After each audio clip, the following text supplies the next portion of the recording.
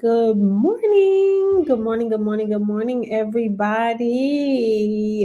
Happy Tuesday, May 12th.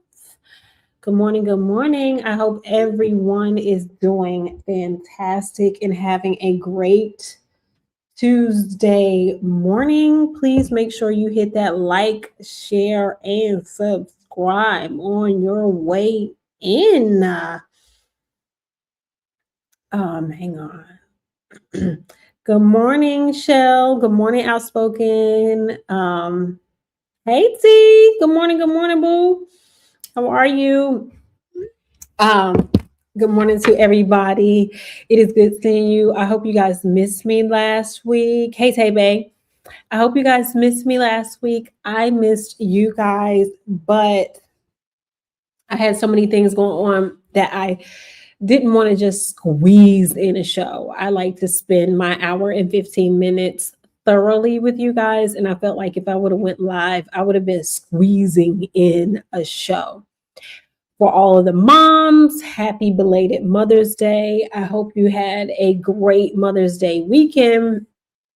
Um, I celebrated with my mom and my siblings and Jax, of course.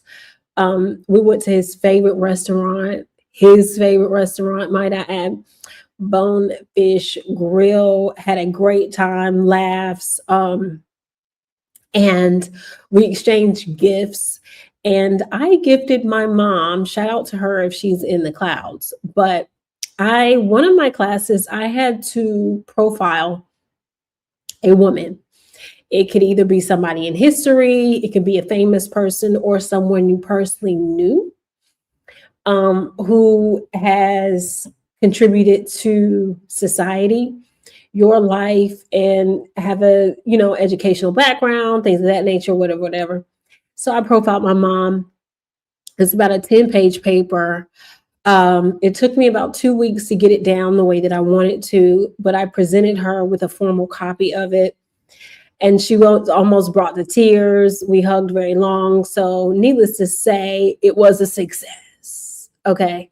Needless to say, it was a success. I enjoyed writing it for her. Yeah. And, our parents are our first teacher.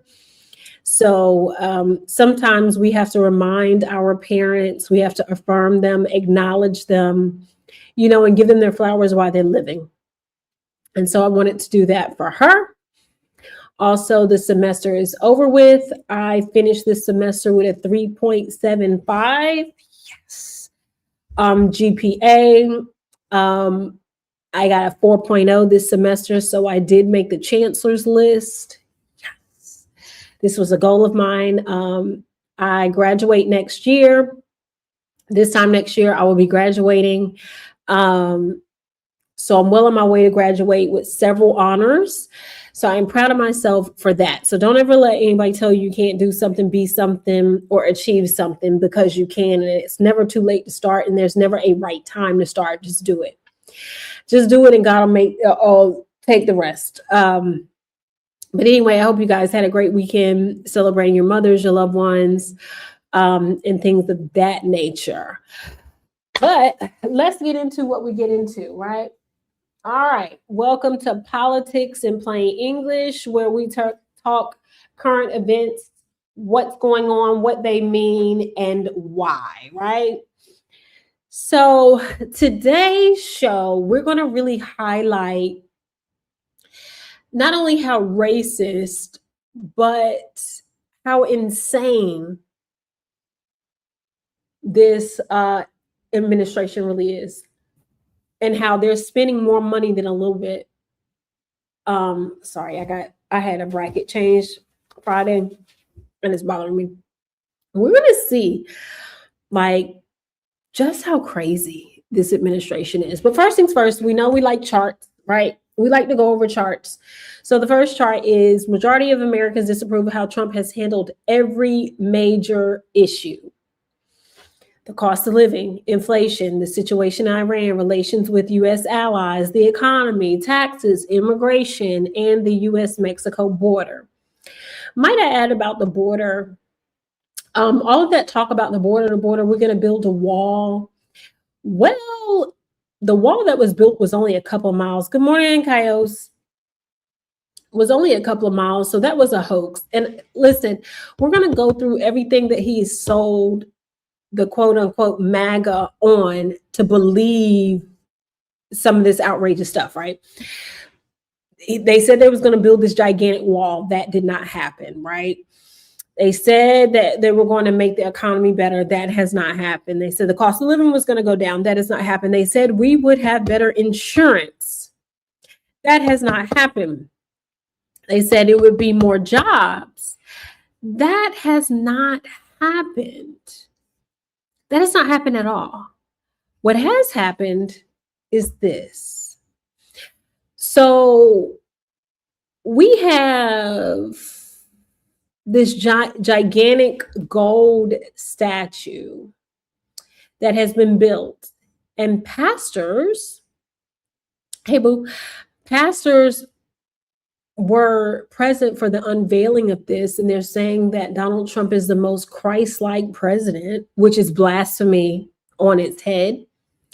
And if you noticed, let me make this a little bit bigger for you, maybe.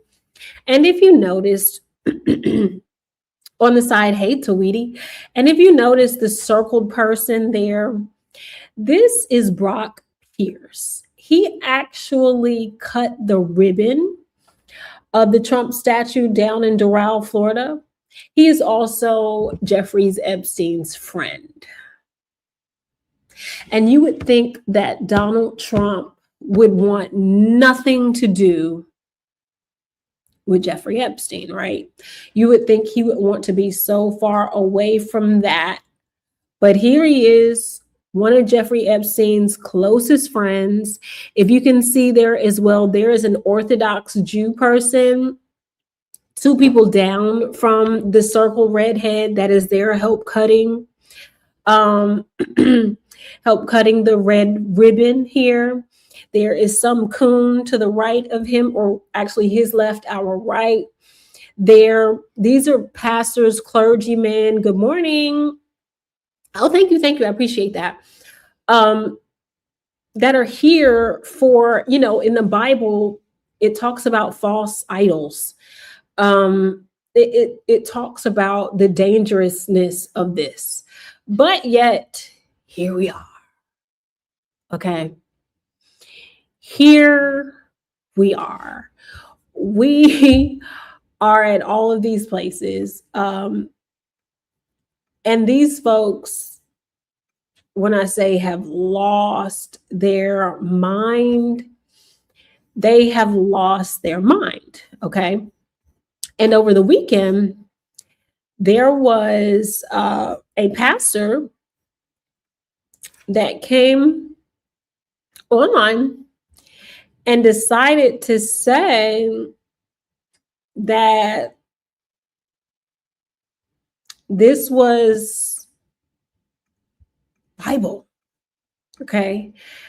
That this was literally Bible. And I just don't understand where these people get these things from. Like, I just don't. This name is Pastor Robert Jeffries. And he stated that Trump has a better understanding of the Bible than most. And this is also, we have to also remember, this is someone who could not even hold the Bible right side up, and had stated that his favorite Bible verse was his favorite chapter in the Bible was 2 Corinthians. Just take a look. President Trump has a better understanding, and he told us that. Hold on. Let me take this out. All right. I want y'all to hear this man on Fox News. And he told us that Iran was within weeks of getting a powerful weapon that would destroy Israel, much of the Middle East, and could bring great harm to America. And he had no choice but to act. And I thanked him then for having the courage to fulfill his God-given responsibility to protect our nation. And you know, the great irony is it looks like President Trump has a better understanding of what the Bible teaches about the role of government than the Pope has. And he told us that Iran was within. He has a better understanding of the Bible than the Pope. Okay. I just want you to hear this. Just listen. Is it looks like President Trump has a better understanding of what the Bible teaches about the role of government than the Pope has.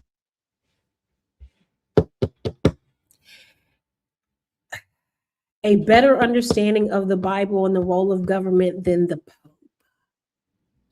Just let that sink in. The Pope. The Pope. You know, the one that they threatened to pick their side, or it could be consequences. The Pope washes people's feet. The Pope is of service. The Pope is of equal rights and representation. The Pope is for feeding the hungry, housing the homeless, giving immigrants a home. The Pope that actually does things that are in the Bible. But this pastor here is stating that that Donald J. Trump, who is building statues of himself, who calls other countries shithole countries, who was just saw last week calling a reporter a bitch on live camera, rolling feed, who has been sued and been found liable of sexual harassment, knows the Bible better than the Pope. The man who did not even put his hand on the Bible when he was sworn in. This is how crazy these people are, okay? This is how crazy these people are. They're so crazy that they've become braggadocious. Braggadocious, the agricultural secretary, is bragging about kicking 4.5 million people off of SNAP and stated that is just the beginning.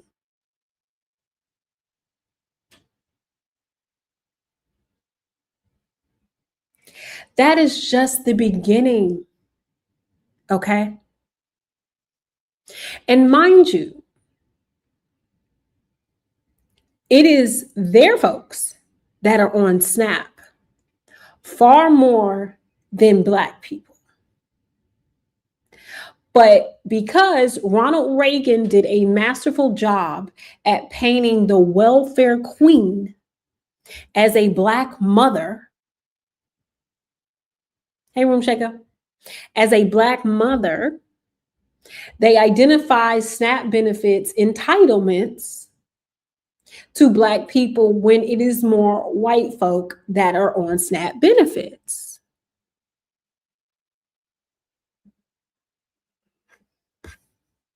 Also, we have RFK. You know, the henna virus that is out, you know, that is spreading rampantly, starting on cruise ships. Hey, Sky Swizzy. You know that? Well, RFK, this is how incompetent these folks are. The incompetency of this administration. Fired the CDC cruise sanitation inspectors, meaning these are a team of people that go through and inspect these cruise ships to make sure they are being sanitized properly. Because they are close quarters, and when you're in close quarters with people, what happens? People will get sick and the germs will pass, a virus will pass. Think about if you have kids, right? Those of you that are in here who have children. When they go to school, the beginning of the school year, the kids get sick. And what happens, because they're in a classroom in close proximity to each other, they pass it to each other. And then what? Then they bring it home. And if it's multiple of you living at home, you're going to pass it between each other for a little bit, right? And so it's just circulating around. The same thing with the cruise ship. Now we have an outbreak because this incompetent administration is firing things that keep us safe and also healthy.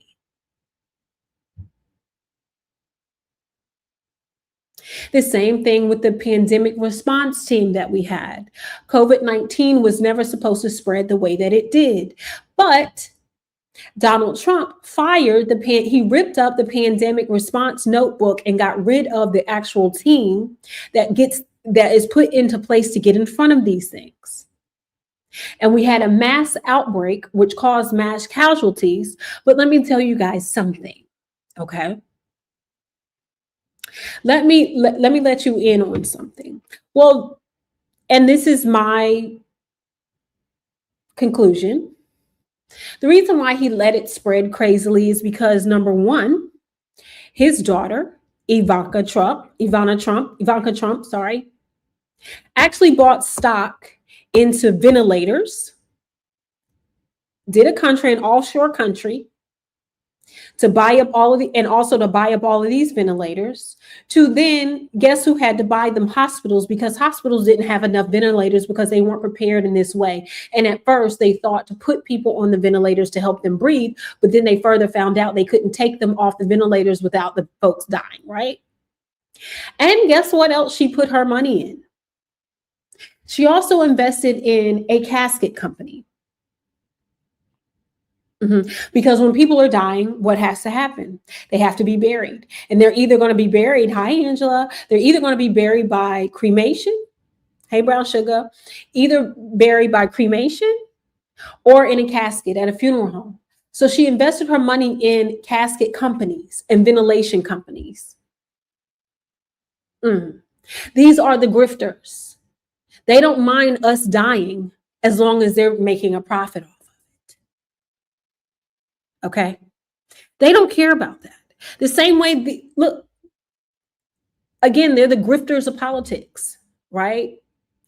The GOP is also begging their party to overlook the extreme high prices of everything and saying, just overlook us and please reelect us.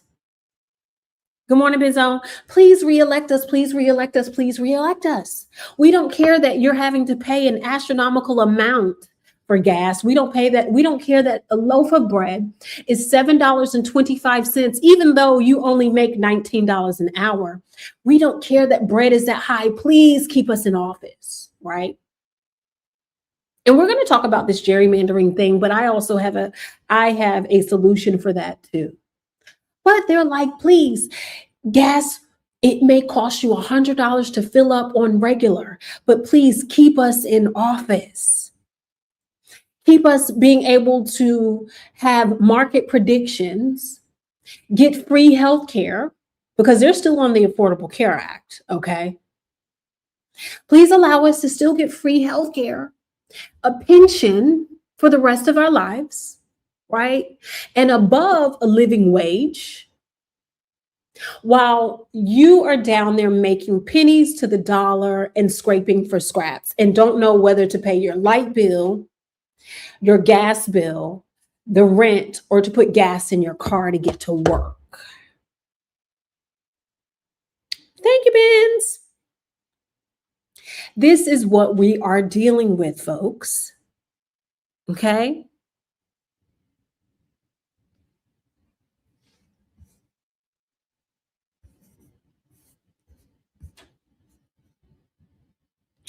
And because the economy is so bad, because things have skyrocketed so much, they are going to try to cheat this election because they cannot win off of merit alone. So this man, the grifter in chief, is now talking about he is going to deploy army in every single state to oversee elections. To oversee elections. So what he's going to try to do is use this as an intimidation tactic so people do not show up to polls. This is what he's trying to do because his approval rating, the GOP's approval rating, is so low that they cannot win a free and fair election. But I also have news for them as well. They're still not going to win. You know why they're still not going to win, no matter how much they gerrymander. Hey, Rainy Putz, no matter how much they gerrymander the districts, their own caucus is revolting against them in front of our very eyes. And see, we have got to not only vote out the governors, vote out the mayors, vote out the congressmen and women. We've also got to reimagine the judges. And one thing I'm so impressed about Virginia, see that Virginia judge who's up for re-election, who was bought and paid for and did not follow the letter of the law, right? Now has put a nuclear option into Governor Spanberger's hands. And what is the nuclear option it is, Kay? The nuclear option is the fact that she can lower the retirement age for judges and wipe them all out with the stroke of a pen. And see, this is why they keep misstepping and miscalculating instead of following the will of the people, right? Because the will of the people said, yes, we want to redistrict the way that we want to redistrict. The will of the people won. They don't want to follow the will of the people, and they want to weaponize their judges' seats and the pen of a judge, right? So since they want to weaponize it, now governors can lower the retirement age of Supreme Court justices in their state and can wipe out a whole bench and put new names on the list, right? They can have special elections, okay? And usher in a wave of younger, more progressive judges, right? And then take that same stroke of a pen and increase the retirement age, put it back up to now there is a liberal There is a liberal court system for a very long time. Mark my words, what is going to happen. Mark my words. The same way that there is a bill that is in the works to lower the Supreme Court, the federal Supreme Court, to 18 years, and that would wipe out 4 of the judges. 4 of them. And this is why I'm so mad at RBG. And a lot of people celebrate RBG. Oh, she was for women's rights. Let me go ahead and tell y'all something about her. She was for women's rights as long as you were white. I said it. She was.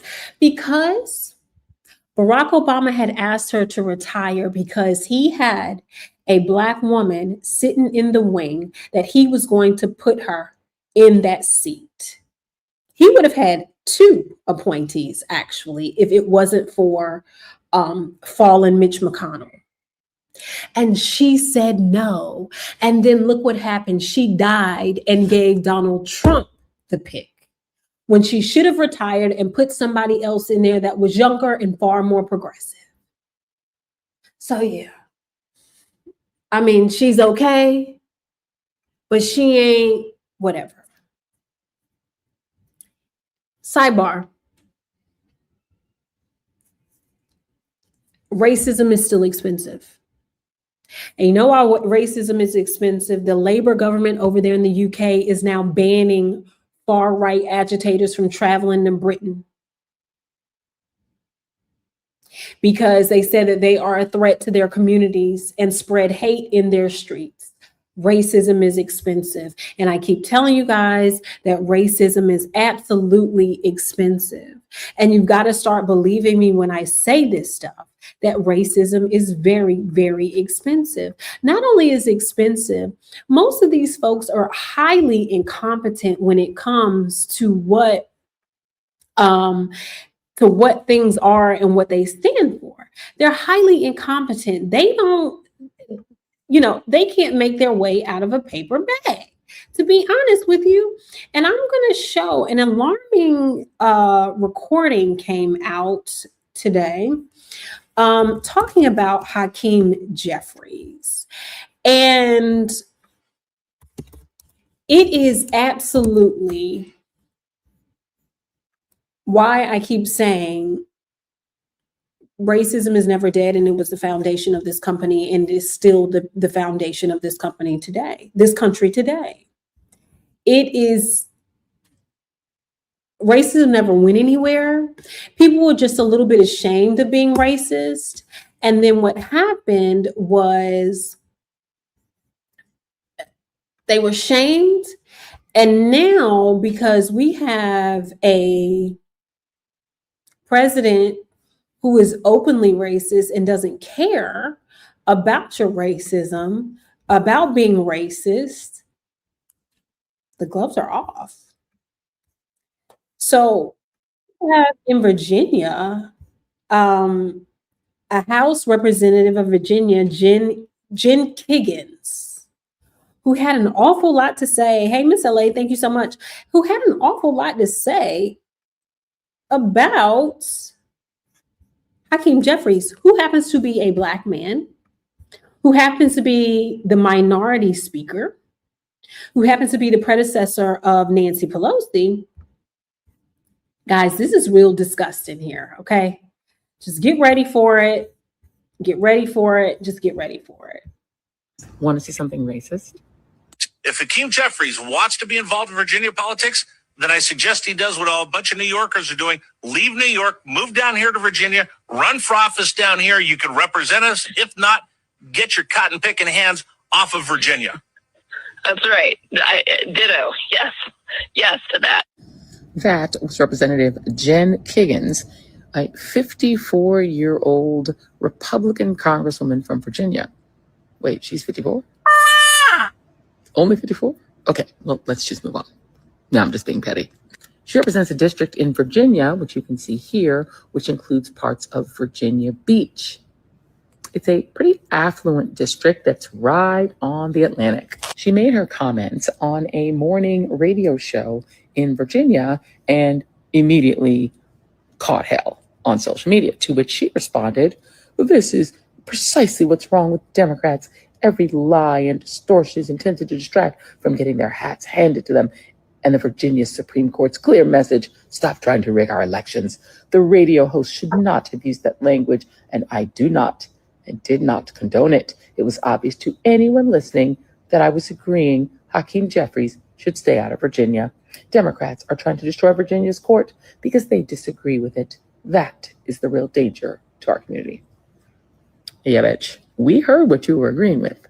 Let's listen again, shall we? If Hakeem Jeffries wants to be involved in Virginia politics, then I suggest he does what a bunch of New Yorkers are doing. Leave New York, move down here to Virginia, run for office down here. You can represent us. If not, get your cotton picking hands off of Virginia. Get your cotton picking hands off of Virginia. That's right. Ditto. Yes to that. Yeah. So whatever. So here is that point where we discuss the fact that the best revenge is unemployment for the person who's offended us. And so let's take a look at this district, shall we? Get to know a district. Congressional District 2. Where does it score on the level of Republicanness or Democraticness? Let's take a look at this chart. Now, if you are an R plus 40, meaning Republicans typically win the race outright, and Donald Trump won in that district by 40 points or more, you'd be at the top of the scale. If you are more Democratic, Y'all get the picture. They say get his cotton picking hands out of Virginia politics. If that's not racist, if that is not racist, I don't know what is. If that is not racist, let's look at something else here. Let's see what this might be, because they love to say that we're crazy, right? Listen to this lady. Okay, she is a right winger, and she is stating that the KKK is led by the left, meaning Black people, is led by the progressives, the KKK now. The KKK who fought in Civil War to keep slavery and slavery. The KKK who now, they're calling for the abolishment of the 14th Amendment. And if you don't know what the 14th Amendment is, we'll break that down in just a second. But listen to this crazy shit. These folks have lost their mind and they're raging right now. So if that wasn't racist, take a look at this. First of all, the Aryan Nation, the Nazis, and the KKK are not far-right organizations. Those are far-left organizations, and they always have been. The KKK was created and started by the Democrats in the United States to prevent Blacks from being able to participate in the political arena, if you will. So I'm going to say they've never been associated with the right. They've always been associated with the left. Okay, let me give you guys a history lesson. So before the Civil War, Democrats and Republicans used to be opposite. But at the time, Democrats had right-leaning policies, where the Republicans had more of the left-leaning policies, until it flipped. So when we talk about policies and ideals, yes, it may have been because of the label of the name was different, but the policy and the ideals of how they see things are still the same. And guess who has adopted the policies and the ideals of the KKK? Take a wild guess. Do I think that there are racists out there? I do, Winston. I'm not saying that that doesn't exist, but it doesn't exist, number one, on the right. And it doesn't exist on the right. It doesn't exist on the right when we just saw footage of a Republican congresswoman and a radio host saying that Cory Booker should keep his cotton picking hands out of Virginia politics. You see how crazy this is? Do you see how backwards this is? They can't even own up to their own shit. See, I would respect them so much if they said, yeah, I'm racist, because then I know what I'm dealing with, but they would rather be sheep in wolves' clothing. They would rather be that. These people have lost their ever-loving minds. These folks are not well. They're not well. When I say not well, they are not well. Okay? They are so not well. And you know who else is not well? Let me show you. A whole mess. Hey, TaylorMade. It's just a mess. You know who else is not well?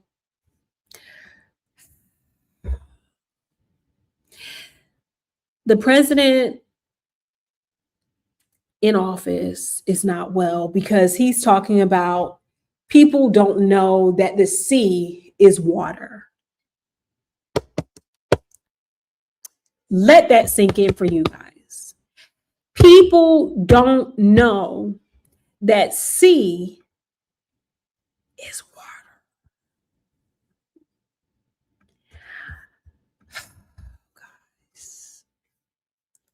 Check this out, okay? Just check this out. He literally says people don't know that C is water because when you say C, people don't understand that it is water. That right, Paul, with respect to drugs coming in by sea, meaning drugs coming in by water, by the ocean, by the sea. A lot of people don't know what I mean by sea. They think. What? Rewind the tape. Water, by the ocean, by the sea. A lot of people don't know what I mean by sea. They think I'm talking about vision. I'm not. I'm talking about sea. Like they think I'm talking about vision. You know, glasses, eyeballs. You know what I'm saying? That you use. You know, your eyelids blink. You know what I mean? When your eyes are a little dry, but they blink all. You know, they're meant to blink. Your body is created to blink, to keep your eyes moisturized. You know, some people have to have drops to go in their eyes to keep their eyes moisturized because they have issues with, you know, tears. You know, sometimes people have to wear glasses or contacts, or sometimes, you know, when it's bright outside, we put on shades, you know what I'm saying? So that we can see outside, so that our vision is not impaired. He is saying that when he is talking about ships and drugs coming across the sea, let's use context clues here. We clearly know we're not talking about vision when you say that drugs are coming across the sea and the ocean. An ocean is a body of water. Okay? And this man thinks people are talking about vision, or is it he thinks you're talking about vision? I bet he doesn't know the difference between there and there. Okay? But okay. the sea. These gains have been the result of, right, Paul, with respect to drugs coming in by sea, meaning drugs coming in by water, by the ocean, by the sea. A lot of people don't know what I mean by sea. They think I'm talking about vision. I'm not. I'm talking about sea. They think I'm talking about vision. My God, today. My God, today. And if that wasn't enough, listen at this off the wall. Exactly, Sally O'Malley. Where do you get C and C to ship drugs? Like, and then you say ocean. Ocean. Ocean is a body of water. Ocean does not, I'm never going to think an ocean is seeing something. Like, you just can't make this shit up. You cannot, when I say you can't make this shit up, you cannot make this shit up. You cannot make this shit up. Like, this is crazy. Now, listen at this unhinged, because, you know, he always loved to be talking in front of the camera, right? Talking about we've taken people that were dead. Okay. I need you guys to hear this. And how Delulu this man is, and this was 11:40 a.m. in the morning yesterday that he's talking like this. Like, just listen to this. Just take a listen. Just like listen. Let's listen. Years, 10 years. We, by the way, we think we've cut it in half, but you do need a period of time. Without waiting many years, we know the drug works because we've taken people that were dead. We had a person given the last rites, gone.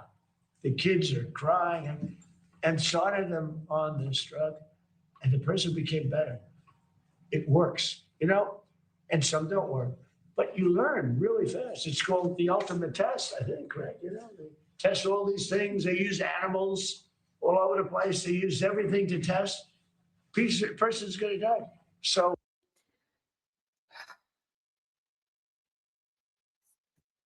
Y'all, what the hell? He's talking about a drug and he's saying we've taken dead people. God. Just listen to it one more time. years, 10 years, by the way, we think we've cut it in half, but you do need a period of time. Without waiting many, many years, we know the drug works because we've taken people that were dead. We had a person given. So what he's apparently saying is that he's taken someone that was dead and revived them. Where kids were crying, like, what is this? Are we in a horror movie? Like, are we in Universal Studios on a horror ride and we're just literally waiting for this ride to be over with? This is the world's worst ride ever created. This is the president of the United States, the president of the free people, the free world. Okay? Talking like this. We've taken dead people. The last rites gone. The kids are crying and started them on this drug. He says started them on this drug, but they were dead. So you're going to start a dead person on drugs? We're going to start a dead person on drugs? What? Are we okay? Is this thing on? We're going to start a dead person on drugs? Raise your hand if you've ever had an ill family member who has passed away in the hospital. I have. And I can remember her final breaths and things like that. And once they pronounce you deceased, the monitors come off, everything is silenced, and it's a chilling feeling, right? But nowhere are they going to go and grab a drug to inject you once you are dead. Once you are pronounced dead, when the doctor calls it. Are we the fuck okay? Like, are we okay? No, seriously, are we okay? The person became better. It works, and some don't work. But you learn really fast. It's called the ultimate test, I think, right? They test all these things. They use animals all over the place. They use everything to test. Person's going to die. So years. Person is going to die. The person is dead, and then they give them meds. Do y'all understand how unwell and unserious this administration is? Like, come on. You cannot make this up by a long shot. Like, you just absolutely cannot make this up. You cannot make this up.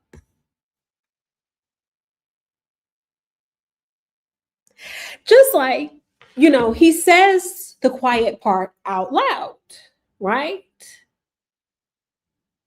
He also acknowledged that the acting attorney general Todd Blanche has been keeping him out of jail. So not only are we injecting dead people with medicine, the acting attorney general Todd Blanche, who was his personal lawyer, who is now the top cop, the one who went down there to that Texas jail, Ghislaine Maxwell, went to go see Ghislaine Maxwell and said, oh, she's telling the truth, when we know she has been caught in lie after lie after lie after lie, right? Hey, doll baby, crazy, right? Just very unwell, right? Listen at his rants. We know this man is sick and we know this man has dementia. Okay. We know that this man is sicker than sick. Like he just is. And he's going to talk about Todd Blanche keeping him out of jail. Like, where are his meds? Nurse, he's out again. That's where I am with this. Nurse, he's completely out. D. Kendall, sick, beyond sick, okay? Just peep this out. Just peep this. Y'all listen to this man. Just listen to him. He always says the truth somewhere. Again, Mark Wayne, you love standing up. We have a man who's doing a great job, I'll tell you. I knew it because he kept me out of jail for years. Acting Attorney General Todd Blanche, he kept me out of jail.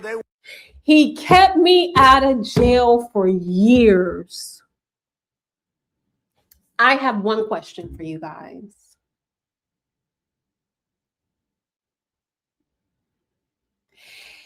If a lawyer is keeping you out of jail, does that mean you've committed crimes?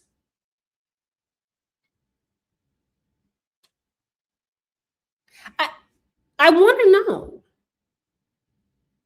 if a attorney is keeping you out of jail. I'm going to put up a poll. If an attorney is keeping you out of jail, does that mean you committed a crime? Option 1, hell yeah. I'm going to put a 1 in the chat and hell no. 2 in the chat. So put a 1 in the chat for hell yeah. And put a 2 in the chat for hell no. Because if your attorney has to keep you out of jail, are we okay? Like, no, seriously, are we okay? People, like, are we okay? Like, no. Seriously, are we okay? There is no way that we can absolutely be okay, right? Like, there's no way that you can be okay, but let's finish the rest of it. Let's finish the rest of it. Would indict me left and right. The crooked Democrats, it's amazing. They impeach me, they indict me, and then when I get in office, if I say something like, well, maybe that should be looked into. Weaponization. I go through court cases. I win them, but because they were... He wins court cases, which we know is not true because he has yet to be successful with James Comey. He has yet to be successful with Letitia James. He even is talking, he tweeted in the middle of the night that former President Barack Hussein Obama should be locked up for treason. And that is one person you don't want to touch. I think we all know we'll burn this bitch down. But anyway. Fake indictments.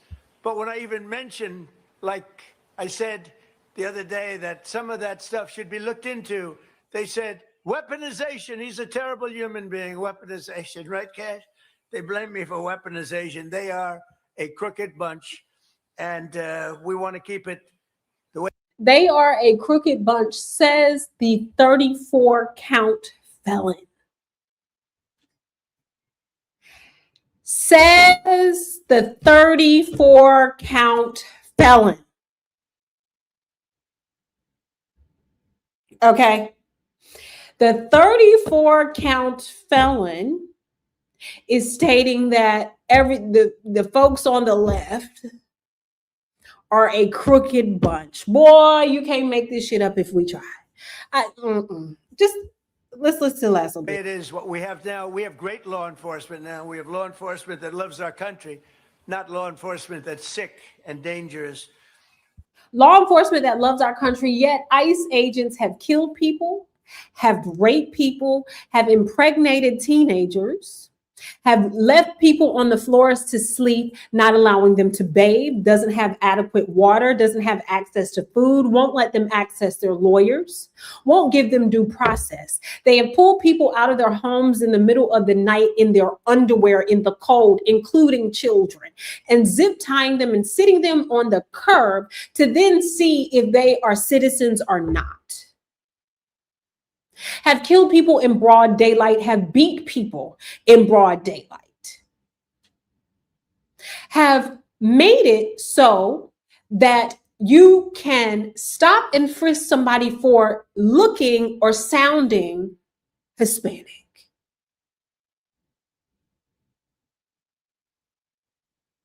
And they claim they're taking out criminals when all actuality, ICE is the Proud Boys and the KKK. And more ICE agents and more January 6ers are now being found guilty of heinous crimes such as child pornography, rape and molestation, abusing their partners, domestic violence. They are being found guilty at an alarming rate. And he claims he hires the best and the brightest. We know Pete Hegseth, who is running the Pentagon right now, is a drunk and cheated on his wife and impregnated the woman that he cheated on his wife with and had a side chick child. The same way Donald Trump did. You have Kash Patel, who is a known drunk. But he hires all of the good people, right? But he says that everybody else is crooked. Everybody else is dangerous and demonstrative. Everybody else, good morning, Sean. Everybody else is to blame. But this man said his attorney has kept him out of jail for several years. Okay, for several years. For several years. Have kept them out of jail. Boy, if I know my attorney has kept me out of jail, that means I know I've been on some bullshit. That means I know that I have committed crimes that my attorney even had to keep me out of jail from. Okay? Because we know he has been found guilty of more than enough things. He's actually guilty of high crimes and misdemeanors and treason because we know he sold his secrets he sold the U.S. secrets to Russia. We do know that. That is why Iran knows where all of our hot spots are, because Russia is telling them how to get it. Also, sidebar, Saudi Arabia has also kicked America out of Saudi Arabia. We can't use their airspace. We can't use their base. None of that stuff. They said, leave us out of it. Don't come over here with your crap. But this is the person that these folks elected in office. This is the one. This is supposed to be the Captain Save-A-Ho. This was the solution to save us from Sleepy Joe. But I keep saying it over and over. I would rather Sleepy Joe, because at least we can sleep at night. Because every morning we wake up, it is something else. Every morning we wake up, gas prices are higher. Every morning we wake up, there's something new in the Middle East. Every morning we wake up because now what has happened, they don't even know how to get out of this war, right? This choice war that they chose, they don't know how to get out of it, right? So instead of just saying, you know what, we're not doing a good job here, we've got little hands Marco Rubio, because remember, that's what Donald Trump used to call him. And remember, Marco Rubio used to say vicious and vile things about Donald Trump, and now is in lockstep with him. And he has, I'm telling you right now, his political career is over with. He can call it a wrap. This will be the last big thing that he's in. He's not going to win the presidency. He's never going to be a senator. He's never going to be anything. Most of these people are going to find it hard to find jobs and actually live a peaceful civil life because you are a public figure and on the face of this administration, and this folks are not going to forget, and they're not going to let you see peace and not going to let you know peace because you let us. So now you've got folks talking about, good morning, AK. Now you got little Marco Rubio talking about we want to take the Straight or Harm News back to what it was. Well, then why did you come out of the JJOAC? I think that's the acronyms for it. That is what Obama put in place to keep Iran from building a nuclear missile. Why did you pull out of that? Oh, we know why you pulled out of that, because a black man successfully put something together without dropping one missile, one bomb, putting one drone strike over any of the things. Didn't have to bomb a hospital, didn't have to bomb an all-girls school and kill everybody in it. He didn't have to do any of that stuff. He sat them down and came to the table and brought everybody to the table and had universal inspectors from all over the world to show up and inspect and to measure enrichment of uranium to make sure that it's kept it at a safe level. And Iran respected it. Now they want to go back to what it used to be when the Strait didn't belong to anybody. But I highly doubt Iran is really going to come to the table with anything. And now the egg is on this administration's face because they had no need. There was no need. Absolutely no need for this war. No need for this war. But because they're following Bibi Netanyahu, and I'm going to show you what he said, because as long as Bibi Netanyahu is saying the things that he is saying, we will continue and remain in this choice war, which is going to destabilize the global economy.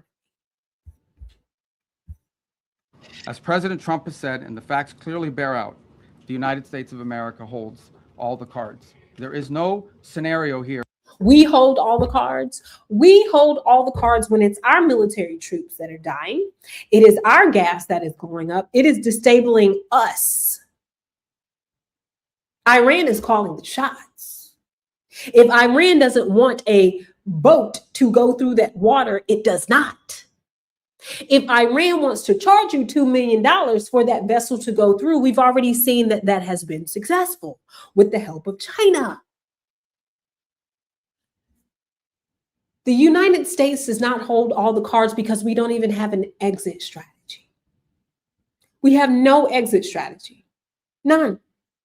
And sometimes you just got to say, listen, this was a bad choice and we're pulling everybody out. And we're going to reset everything the way. But we know this administration can't do that because the nature of the beast. He has to look like the biggest winner when really he is the biggest loser. In which if they decide to join a ladder of escalation, they wind up getting the last say. But our preference is for these straits to be opened to the way they're supposed to be opened, back to the way it was. Anyone can use it, no mines in the water, nobody paying toll. Back to the way it was. Back to when Barack Obama was the president of the United States and at the time, Secretary of State John Kerry went over there and sat with the Iranians. Okay. They sat with the UN and came up with a plan to make sure, to make sure that they did not get a nuclear warhead, that they did not enrich uranium levels past a certain point. Now they want to go back when there was nothing wrong with the agreement that was in place, and that agreement was set for 20 years.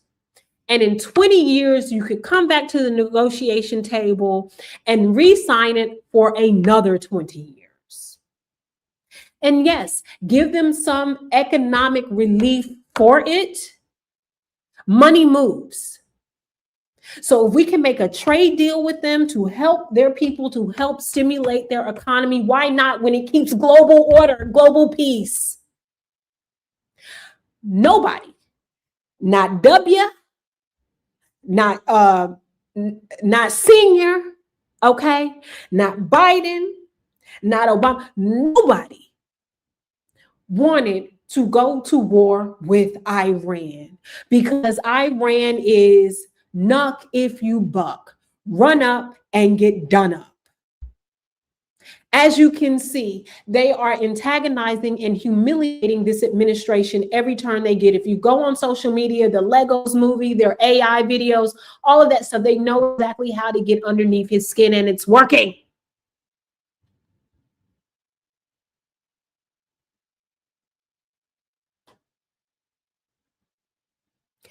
No one wanted to go to war with Iran because we knew what that meant. It would destabilize the global economy. As James Carville say, it's the economy, stupid.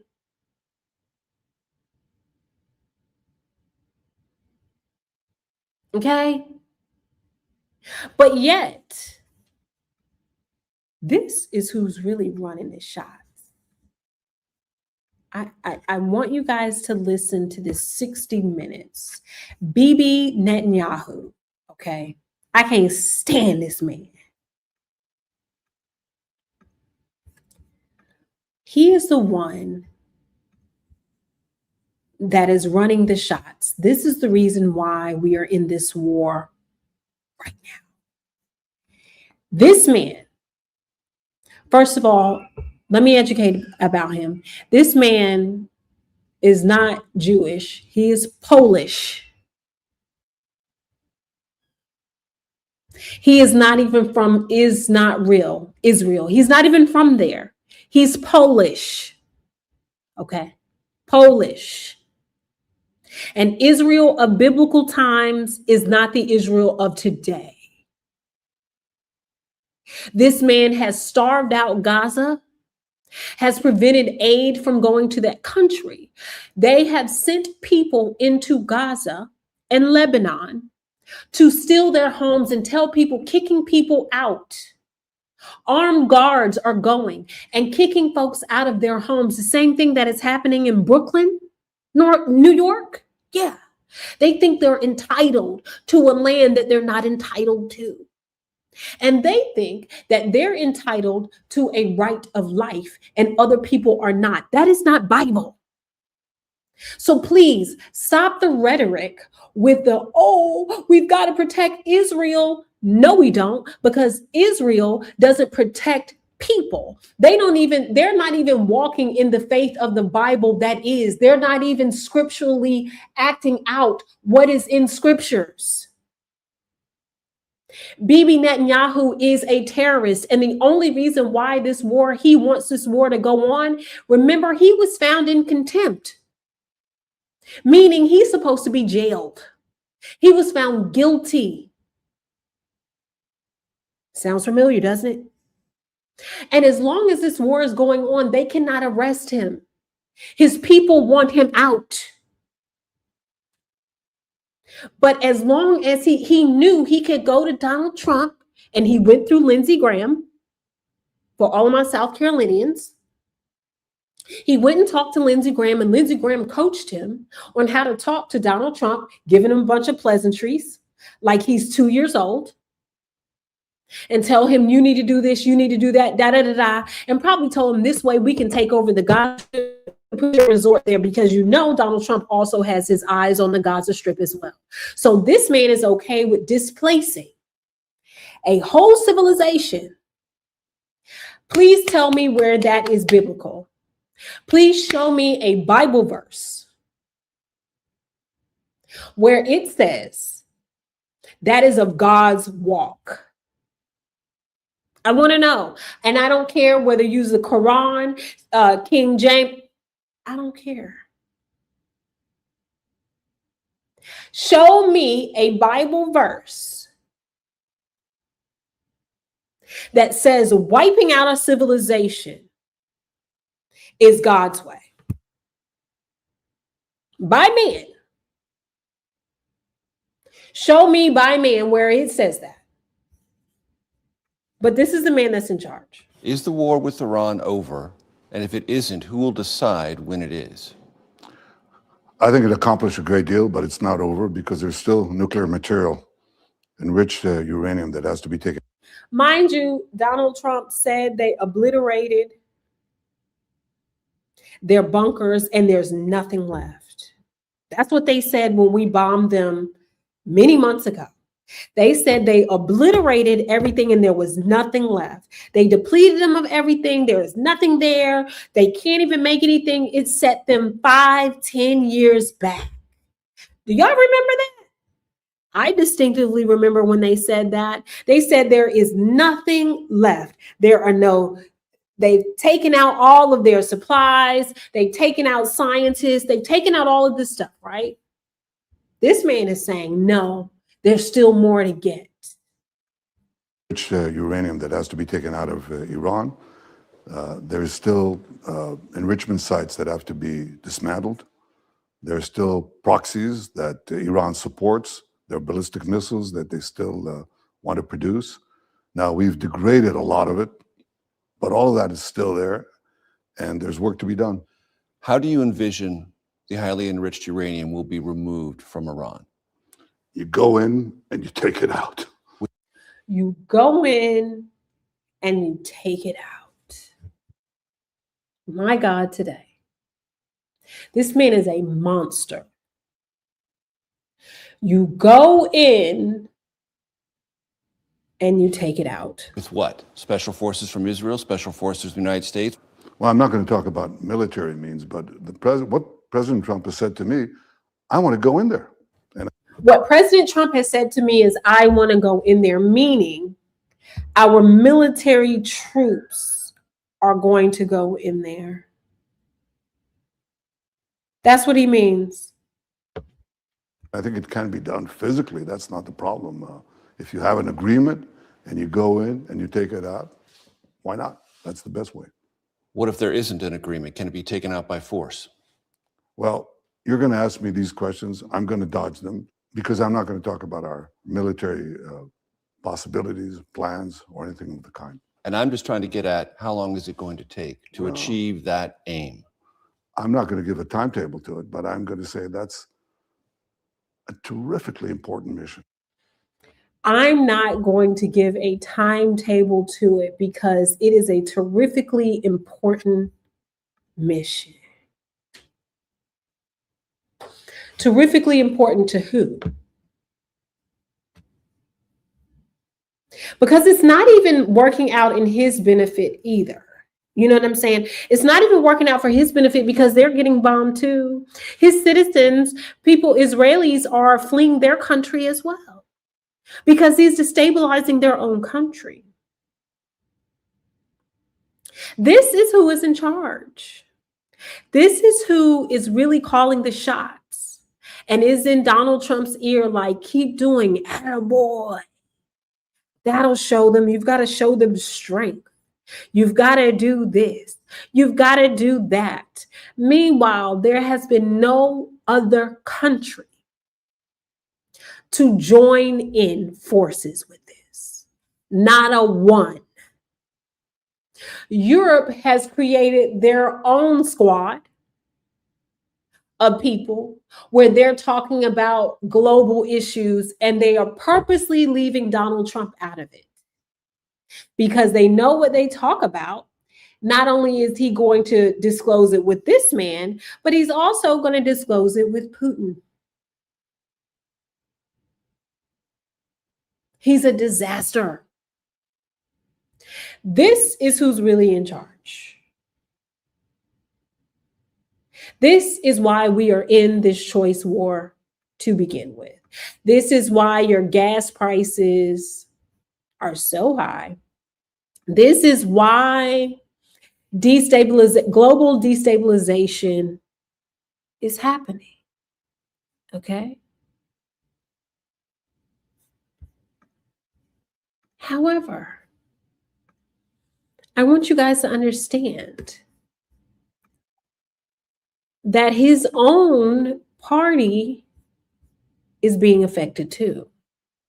And they are beginning to revolt at alarming numbers, right? This is Megyn Kelly. This was on Megyn Kelly's show, right? And I'm not a fan of Megyn Kelly, but the MAGA viewers. Listen to the folks calling into the Megyn Kelly show, okay? Megyn Kelly show. Okay. Take a listen.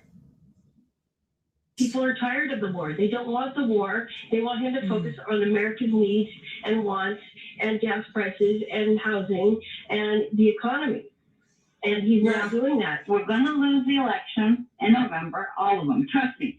If he continues this route, the gas prices are so high, you know, working 2 jobs, we can still barely make it. Right now, I'm averaging between $1,900 and $2,100 a week in diesel fuel.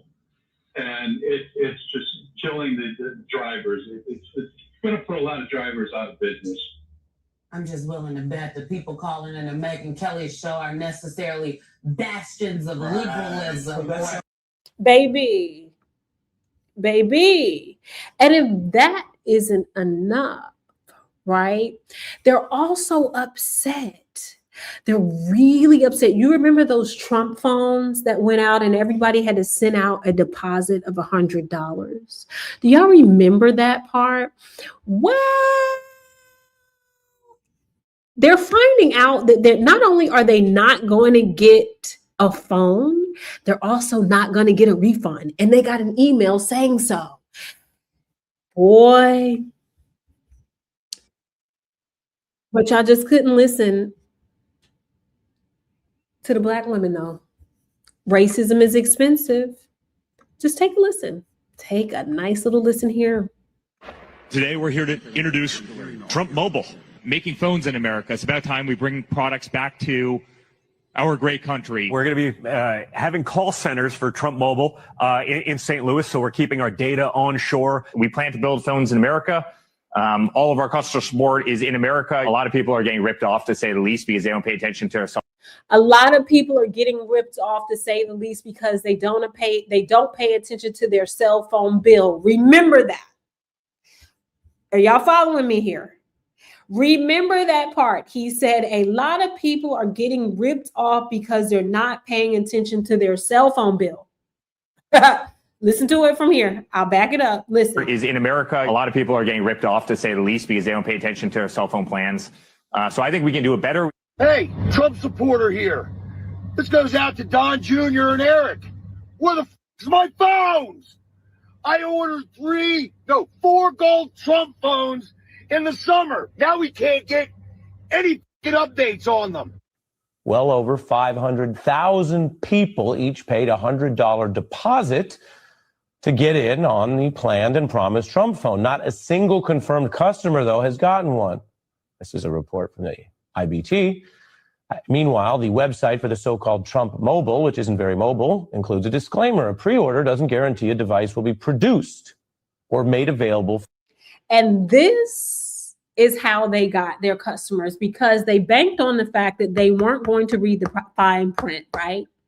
And because they are such good con artists, they knew to bury this one clause in the fine print. A pre-order does not guarantee that a device will be produced or made available for purchase.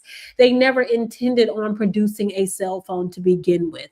All they wanted to do was get enough people to buy into this, to send in that $100 deposit that they've made like $52 million off of. Grifters of politics. For purchase. I mean, that is just out there. A pre-order means not a pre-order. We just hold your $100 and we might never make the phone. They haven't shipped any phones. The company's selling point was that this somewhat gilded device would be made in America. You heard that in some of those clips. Now they say it will be proudly American. I guess that's kind of how the phone identifies. Proudly American. The phone was no longer promoted as made in America, but instead it was proudly American and designed with American values in mind. What? How is a cell phone designed for having Americans' values in mind? What is it going to scream? If you're Black, it can't be used. That's the only way I can think that it would have American values in mind, because we know America as a whole doesn't value the Black person. Or is it going to say, if you're a woman, you can only use it when your husband says so? That's the only way that I can think that American values would be in mind, because again, we have people who grew up in the Jim Crow era that is making decisions for this country. Not progressives, not people that experienced desegregation and went to school during that era, not people who experienced what it was to not have the right to vote and now have the right to vote. No. Old white men who have always had the rights to everything and feel like they have the audacity to tell everybody else what to do, when to do, and how to do it. That is the only way that I can think it would have American values, but I digress. It will be designed with American values in mind, but that's not how country of origin labeling works. If you're going to make something here or have it abroad, the mother of all tariffs president ought to know that. The phone reportedly now predominantly made in China. But again, that's if it's made. So far, the company now says, don't assume if you buy one or part of one that it'll ever be produced. So we don't know if it's ever going to be made or where. We don't ever know if it's ever going to be made or where. It went from being created in America. Pre-order does not guarantee that the item is produced or for purchase, to now where the phone is going to be made in China. No one has received their $100 deposit back. They're not going to get it back. And no one has received this golden phone. MAGA, how is that for winning? How are you winning? I just want to know. How much of this is winning? Well, I've got a few voters here that feel a little bit different. I want you guys to watch this really quick. Let me refresh it to start it all the way over for you. Listen. 1 gallon bro. Can we get it together? Can we truly, honestly get it together? Yo, Trump, we get it. I got to go to work next week. I can't do this.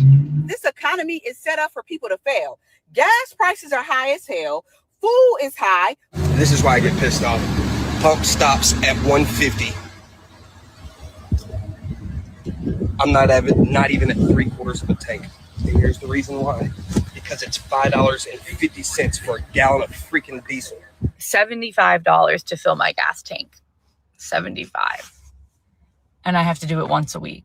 Gas is $4.50 here in Kentucky, y'all. $4.50, and I'm in Lexington. I'm about to bring out the horse and wagon again. I can't keep doing this. And you're expected to manage and be able to keep up. There's got to be a way that this system has to work better, because this is getting ridiculous. The reason we're paying this much is because Donald Trump started a war. Someone said, how long will gas prices be high? He goes, for a little while, but it's okay. It's okay. It's worth it. Is it worth it? Tell me, is it, Donald? Oh, Donald, tell me, is it worth it? It's not. $5 is 1 gallon. 1 gallon. And there you have it. Hey, Ebony, there you have it. Regular American people that are trying to go to work, that are gassing up, and you get to see gas in real time. That man, the pump is stopping at $150. $150. Another lady said $75 per week. And I'm guessing she probably has an economy car, so it probably used to be like about $30, maybe $40 a week. That's a $30 to $40 jump. And that adds up. So let's say it's $30 more than what it used to be a week, right? So we got 30, 60, that's $120 more a week a month than it used to be. And that $120, that's somebody's electricity bill.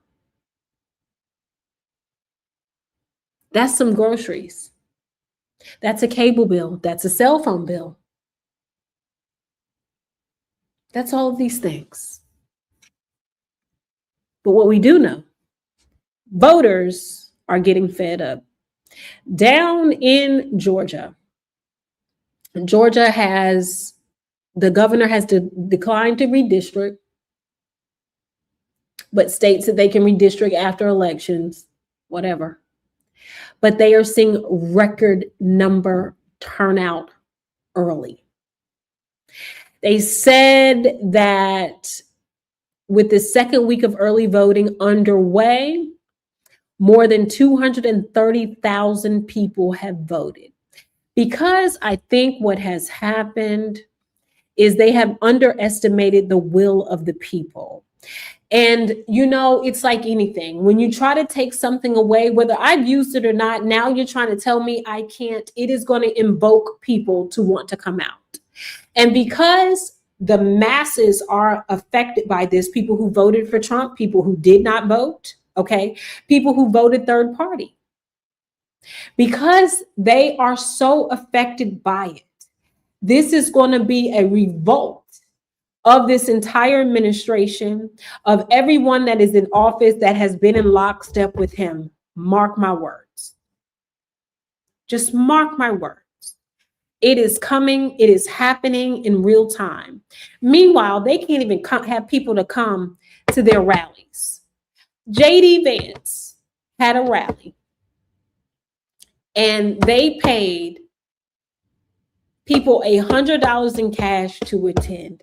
If that doesn't scream desperation, if this doesn't scream desperation, I don't know what does. Barack Obama ain't never had to pay nobody to come in his stuff. I done been to 2 or 3 of his rallies.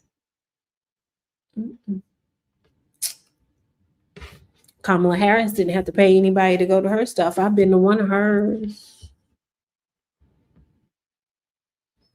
Joe Biden didn't either. So much for those large crowds.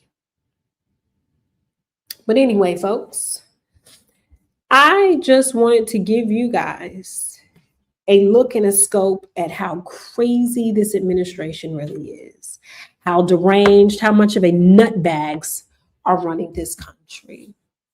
And I wanted you to be aware of what's going on. Now, tomorrow we're going to dig in more of what's going on in the voting scenes.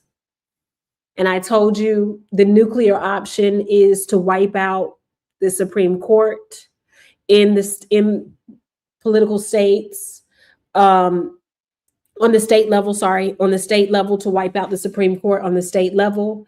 And we have to get active in voting judges. Don't skip that part in your ballot. Go see who the judges are and put people in there that are constitutionalists, have common sense, and are not bought and paid for by the Heritage Fund. Because I'm going to leave you with this. The author of Project 2025, which are folks in the Heritage Fund, the founder and CEO of the Heritage Fund has a PhD in African American studies. Let that sink in. They have learned our ways and our methods, which is why our methods now have to change, which we do see them changing. That's why we cannot, that's not true. Carry on. We have to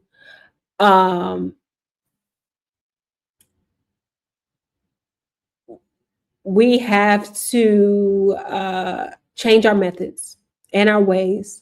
We have to get back down. The NAACP has to get back to what they used to be, where we have our meetings, where they can't infiltrate our meetings. They have learned our ways. They have learned how we organize. They have learned how we march. They have learned how we have mobilized. most of the authors of Project 2025, go look it up, all have degrees in either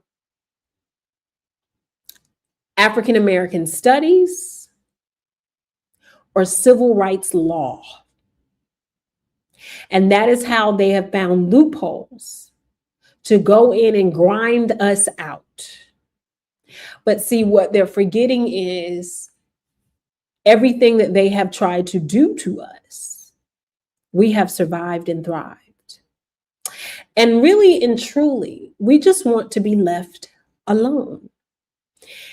You guys can thrive in your spaces and allow us to thrive in our spaces. And that is the problem. You won't allow a people to thrive in their own right, in their own spaces. However, you want peace in yours. It doesn't work that way. So we have to mobilize differently. We have to go underground with this thing. And we've got to begin to have meetings in churches. And although they go to these mega churches where these white preachers are, and I'm going to call it out. One church is called Vision. What is the other church called? That big church, Stephen Furnick, I think that's his name.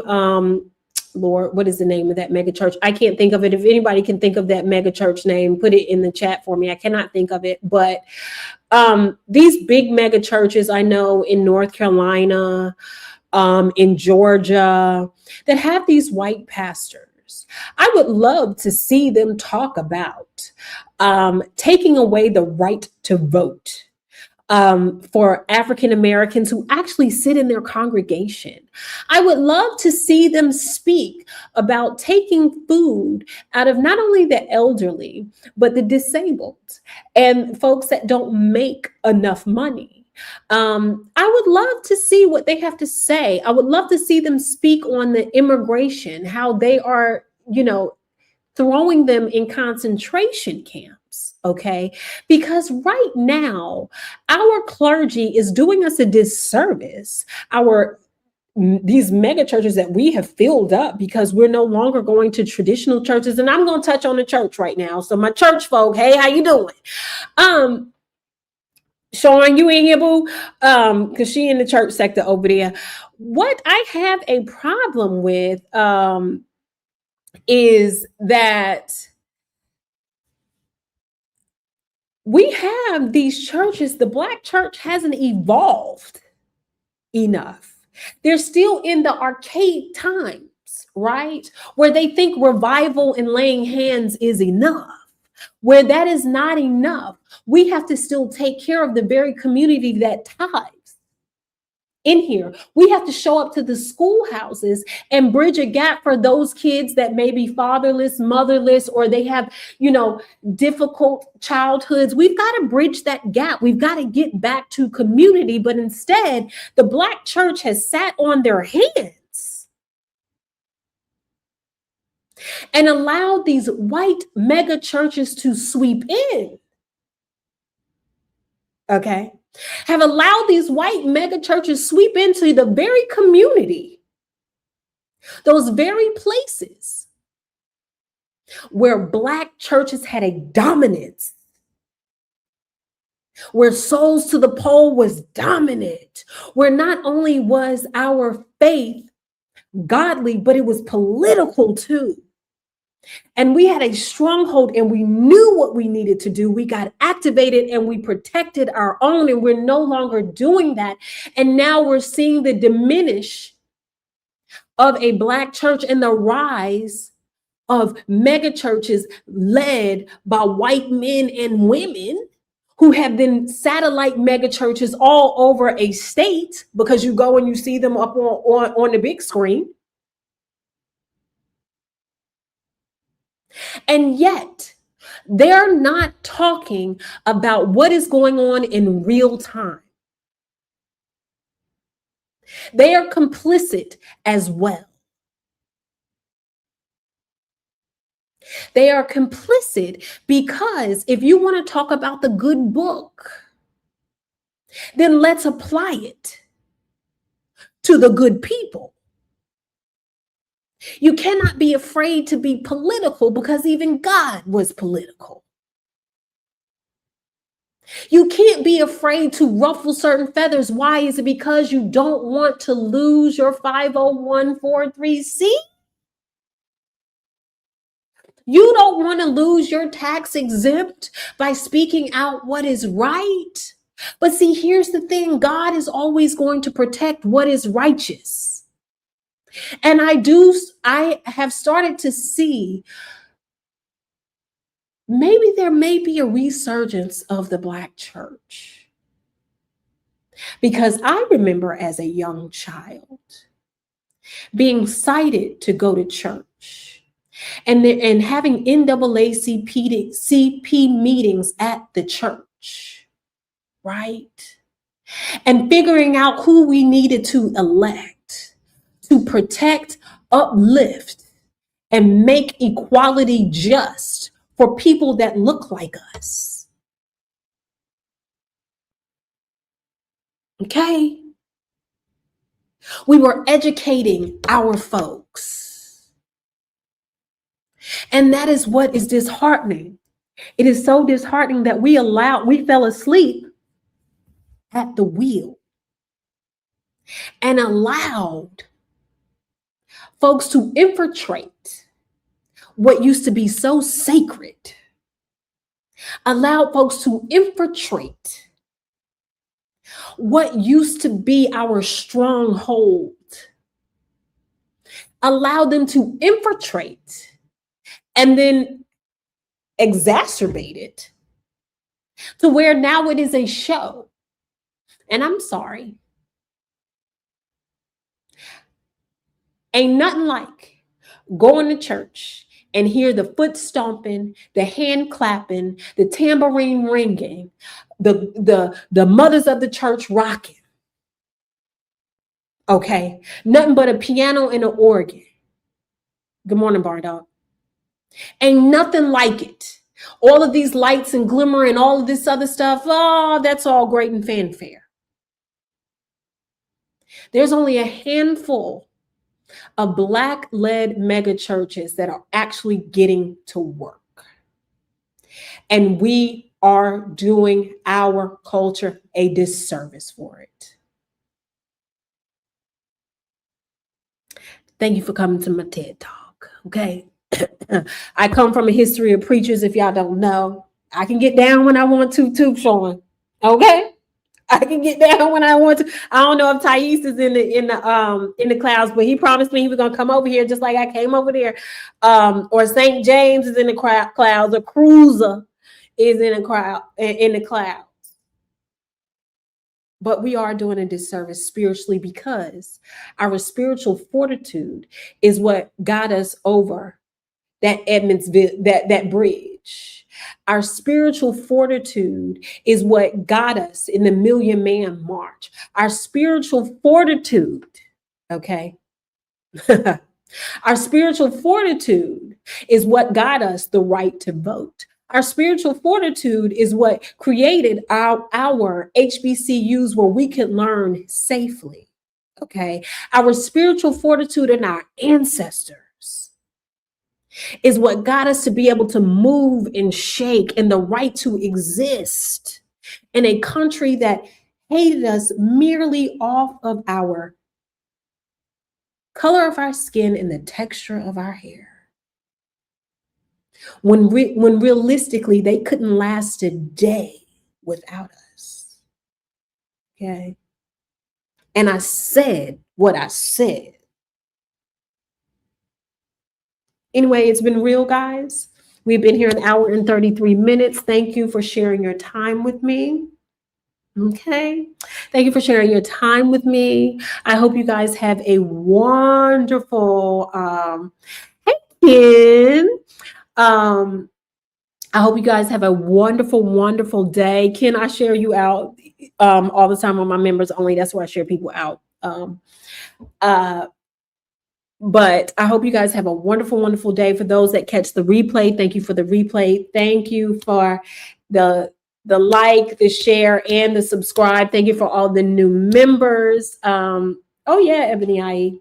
We invented everything. We are the culture. They don't move without us.